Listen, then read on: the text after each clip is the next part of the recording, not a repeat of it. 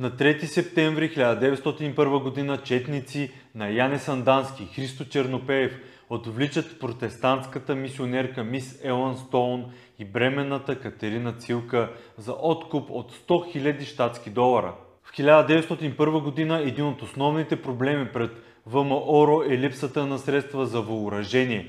Гоце Делчев прави два неуспешни опита за отвличане на богати турци и гърци.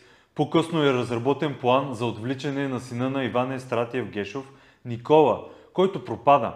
Финансовата криза е основният обсъждан проблем на срещата на ръководството на ВМРО в Кюстендил през лятото на 1901 година, на която присъстват Делчев, Сандански и Чернопеев.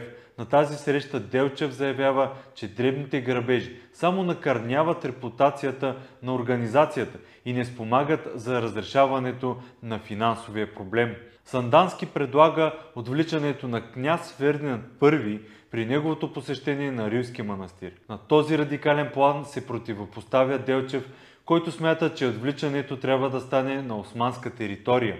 Той също така предлага вместо това войводите да проведат акция по събиране на пари в границите на България. В крайна сметка изборът пада на американската мисионерка Елън Стоун, която отива да води кратък курс по обучение на български учителки.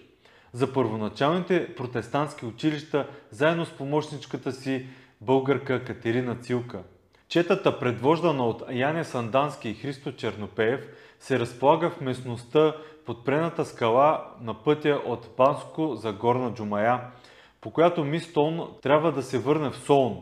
Елън Стоун и Катерина Цилка са посрещнати по време на пътуването, като двете са отделени от групата, а останалите им спътници по-късно са освободени. Османското комисарство изпраща до Министерството на външните работи и вероизповеданията в София официална нота, която гласи, че похитителите са българи, членове на Македонския комитет.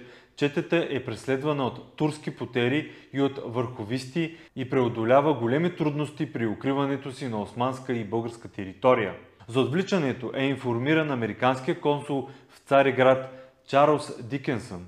След продължителни преговори в София и Самоков, откупът от 14 000 златни турски лири се получава на 18 януари 1902 г. в Банско. Пленените жени са освободени на 2 февруари в Струмишко. Акцията допринася за популяризацията на ВМРО далеч извън пределите на Османската империя, за която спомага и самата мис Стоун със своите беседи в САЩ.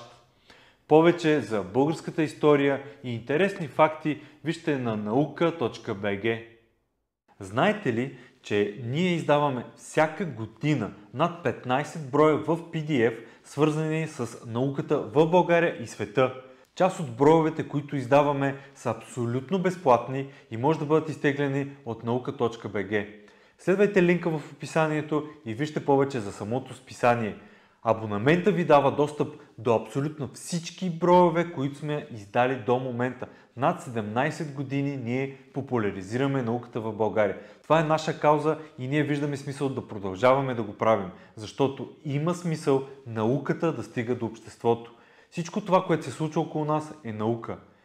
Вижте повече на nauka.bg. Със съдействието на фотосинтезис. Каквото и да искате да снимате в фотосинтезис, ще намерите всичко необходимо с огромен избор от фото и видеотехника.